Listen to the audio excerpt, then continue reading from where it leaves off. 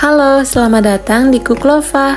Kali ini aku akan bagikan tips cara menggunakan cetakan kue lumpur aluminium yang baru supaya tidak lengket saat digunakan.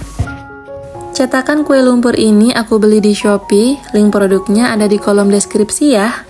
Selain untuk membuat kue lumpur, cetakan ini juga bisa untuk mencetak kue martabak mini, cilor, apem, bika ambon, wingko babat, telur panggang, dan lain-lain.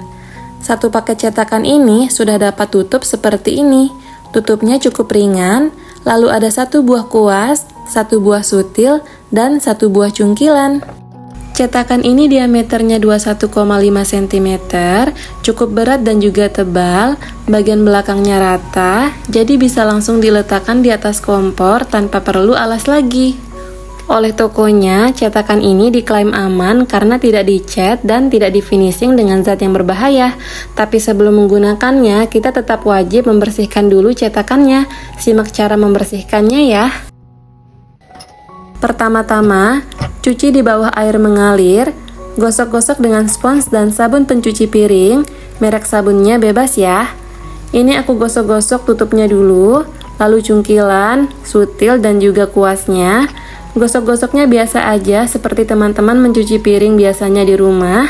Nah, selanjutnya yang perlu diperhatikan untuk cetakannya, kita gosok-gosoknya lebih kuat dan lama ya, terutama di bagian lubang cetakannya, supaya hasilnya benar-benar bersih. Kalau sudah, lalu semuanya dibilas di bawah air mengalir sampai bersih.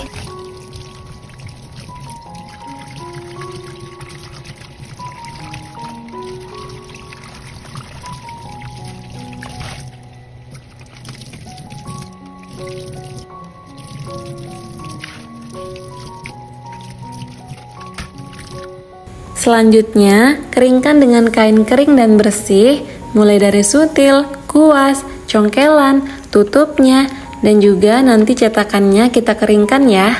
Keringkan sampai benar-benar kering, terutama cetakannya ini. Jangan sampai ada tetesan air yang tersisa, baik di bagian depan cetakannya maupun di bagian belakang cetakannya.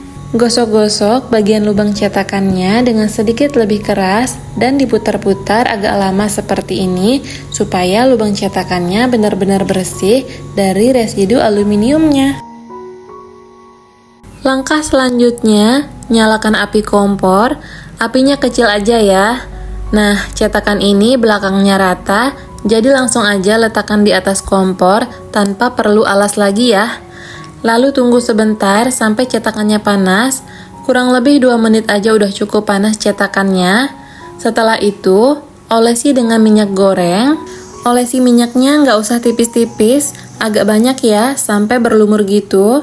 Setelah ini dibiarkan saja sampai panas mengeluarkan asap. Kalau sudah keluar asap seperti ini, matikan api kompornya. Lalu gosok-gosok lubang cetakannya dengan tisu. Hati-hati ya karena cetakannya sangat panas. Tujuan digosok-gosok dengan tisu seperti ini agar cetakannya benar-benar bersih dari residu aluminiumnya. Nah, ini kelihatan ya, residu aluminiumnya masih agak tebal.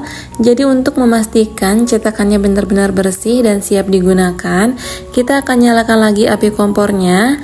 Apinya kecil aja, lalu olesi dengan minyak goreng. Olesi minyaknya agak banyak sampai berlumur gitu, lalu biarkan hingga cetakannya panas mengeluarkan asap.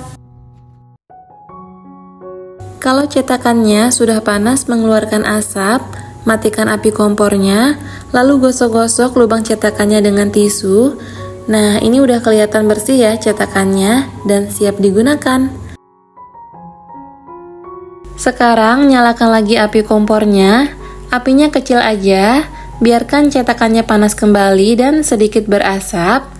Nah, ini api komporku kebesaran karena aku lupa kecilin apinya tadi. Cetakannya jadi terlalu panas dan jadi kuning berkerak seperti ini. Jadi usahakan ingat gunakan api kecil aja ya teman-teman. Tapi ini nggak apa-apa ya, apinya udah aku kecilin, jadi kita lanjut aja. Kalau cetakannya udah panas dan sedikit berasap, olesi minyak goreng dan siap digunakan memasak. Ini percobaan pertama, aku akan tes cetakannya dengan membuat telur ceplok. Nah, sekarang kita tutup dulu ya sebentar sampai telurnya matang. Di percobaan pertama ini, putih telurnya meluber ya, karena ini 1 butir telur, tidak aku kurangi putih telurnya. Lalu ini bagian bawahnya udah coklat banget, tapi telurnya belum matang sempurna, masih mentah gitu. Ini efek cetakannya terlalu panas karena apinya tadi sempat kebesaran, lupa dikecilin. Alhasil percobaan pertama ini jadinya telur setengah matang seperti ini ya teman-teman. Ini sebenarnya telurnya nggak lengket di cetakannya, tapi karena telurnya udah coklat banget di bagian bawah, terpaksa aku harus angkat supaya nggak jadi terlalu gosong. Nah, ini karena telurnya masih agak mentah di bagian atas, masih lembek gitu, jadi dicungkilnya agak lama karena harus hati-hati supaya bentuk telurnya nggak rusak ya teman-teman.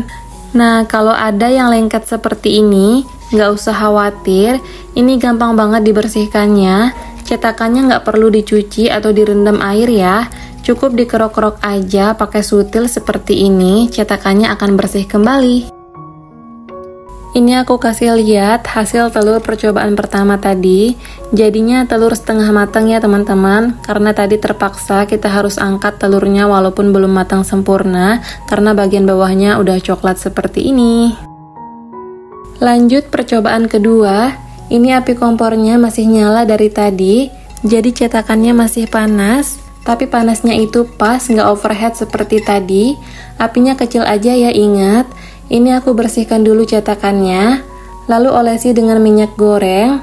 Nah, ini aku tuang telur yang sudah aku kurangi putih telurnya supaya tidak meluber seperti tadi ya. Lalu ditutup sebentar. Nah, seperti ini hasilnya. Teman-teman bisa lihat ya, ini nggak lengket sama sekali telurnya. Telurnya matang sesuai harapan dan bagian belakangnya nggak gosong ya teman-teman. Kalau dibandingkan dengan telur di percobaan pertama tadi seperti ini. Kalau sudah selesai digunakan, cetakannya cukup diusap bersih aja dengan tisu, tidak perlu dicuci ya. Setelah diusap bersih, simpan di tempat kering dan tertutup ya. Jadi suatu hari kalau cetakannya mau digunakan kembali, bisa langsung dipakai tanpa perlu dicuci lagi. Jadi sekian, itu aja yang bisa aku share di video kali ini. Mohon maaf kalau ada kurang dan salah-salah kata. Terima kasih sudah menonton videoku sampai selesai. Semoga video ini bermanfaat dan sampai jumpa lagi di video selanjutnya. Assalamualaikum.